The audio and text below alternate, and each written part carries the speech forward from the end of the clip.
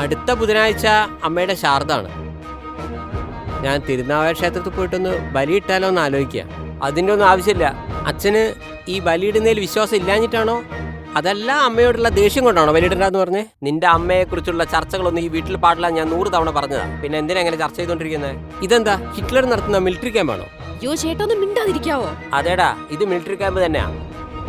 എന്റെ ചെലവിലല്ലേ ഇവിടെ രണ്ടെണ്ണം ജീവിക്കുന്നേ. എങ്കിൽ ഞാൻ പറയുന്നത് എന്താണോ അതങ്ങ് അനുസരിച്ചാ മതി. അതിന് സൗകര്യമില്ലാത്തവനൊക്കെ അങ്ങ് ഇറങ്ങിപ്പൊക്കിയോ. എനിക്കിവിടെ ഒരുത്തിനും വേണമെന്ന് നിർബന്ധമൊന്നുമില്ല. ദിവസം ഈ ഡയലോഗ് ഇങ്ങനെ കേൾക്കണം. ശ്ശേ. ശ്രീലക്ഷ്മി, നീ എന്തിനാ കല്യാണം കഴിക്കുന്നേ?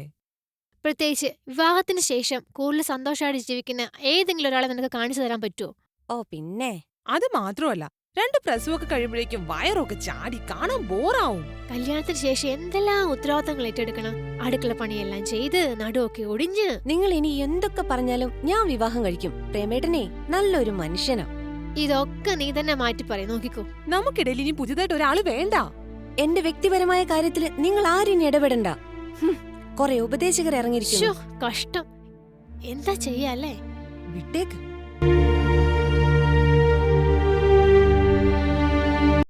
നോക്കു പ്രേമേട്ടാ, എന്റെ കല്യാണം ഒരു ചെന്നൈക്കാരനുമായി ഉറപ്പിച്ചു. ആള് തമിഴനാണോ?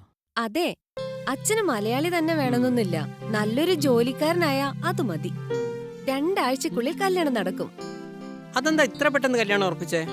സത്യത്തിൽ പ്രേമേട്ടന്റെയും ഹർഷിയുടെയും വിവാഹം ഉറപ്പിച്ചപ്പോ അച്ഛൻ ഏതോ ഒരുത്തനെ കൊണ്ടുവന്ന് എന്റെയും കല്യാണം ഉറപ്പിച്ചു. ആദ്യം മുതലേ ഞാൻ ഈ കല്യാണത്തിന് എതിർപ്പായിരുന്നു കേട്ടോ. പക്ഷെ അച്ഛൻ നിർബന്ധിച്ച് ഉറപ്പിച്ചതാ. നീ എന്താ എതിർക്കാൻ കാരണം? കല്യാണം കഴിച്ച് ചെന്നൈ പോയാ നിങ്ങളീ ഹർഷേനെ ഒന്നും കാണാൻ കഴിയില്ലല്ലോ. എന്റെ കമ്പനി മൊത്തം കൊള്ളാവും. പ്രശ്നമാക്കണ്ട. ഇന്നത്തെ കാലത്ത് ഇപ്പോ വാട്സപ്പും ഫേസ്ബുക്കും ഒക്കെ ഉണ്ടല്ലോ. എന്നാലും എപ്പോ വേണമെങ്കിൽ ഒരാളായിട്ട് ബന്ധപ്പെടാലോ. അതിനിപ്പോ ഇത്ര വലിയ ബുദ്ധിമുട്ടൊന്നുമില്ല. എന്തോ എനിക്ക് നിങ്ങളെ 2 പേരെയും പിരിഞ്ഞിരിക്കാൻ പറ്റുന്നില്ല. വേറൊരു വീട്ടിൽ പോയി സ്ഥിരമായി താമസിക്കാൻ എന്തോ എന്റെ മനസ്സ് അനുവദിക്കുന്നില്ല. നീ എന്താ ഉദ്ദേശിക്കുന്നേ? നോക്കൂ ചേട്ടാ, ഞാൻ നിങ്ങളെ കല്യാണം കഴിക്കാം. എന്നാ പിന്നെ എനിക്ക് ഒന്നും നഷ്ടാവില്ല. അയ്യോ, നമുക്ക് അടിപൊളിയായി ജീവിക്കാം. എന്താ? നമ്മൾ ഈ ഒരു തീരുമാനം എടുക്കാൻ വളരെ വൈകിപ്പോയി. പ്രേമേട്ടൻ എന്നെ ഇഷ്ടാണോ അല്ലയോ അത് പറ. നീ ചെന്നൈയിലേക്ക് താമസം മാറിയ ഞാനും ഹർഷി നിന്നെ കാണാൻ ഒരുപാട് വിഷമിക്കും. അതല്ലേ ഞാനും പറഞ്ഞത്. നോക്ക് മൃദുലേ, ഞാനും ശ്രീലക്ഷ്മിയായുള്ള വിവാഹത്തിന്റെ ദിവസങ്ങളെ ബാക്കിയുള്ളൂ. ഈ ഒരു അവസ്ഥയിൽ ഞാൻ നിന്നെ വിവാഹം കഴിച്ചാ എന്നൊരു ചതിയനായിട്ടല്ലേ എല്ലാരും കണക്കാക്കുള്ളൂ. ചിന്തിക്കേ. അത് പ്രശ്നമാക്കണ്ട പ്രേമേട്ട, പ്രശ്നമാകും. പ്ലീസ്. നീ നിന്റെ വിവാഹമായിട്ട് മുന്നോട്ട് പോകുന്നു, ഞാൻ പ്രേമേട്ടാ. എന്റെ വിവാഹമായിട്ട് മുന്നോട്ട് പോകുന്നു. Okay please. മോളെ, അങ്ങനെ ചിന്തിക്കുന്നതാണ് നല്ലത്. നമുക്ക് 2 പേർക്കും അതാണ് നല്ലത്.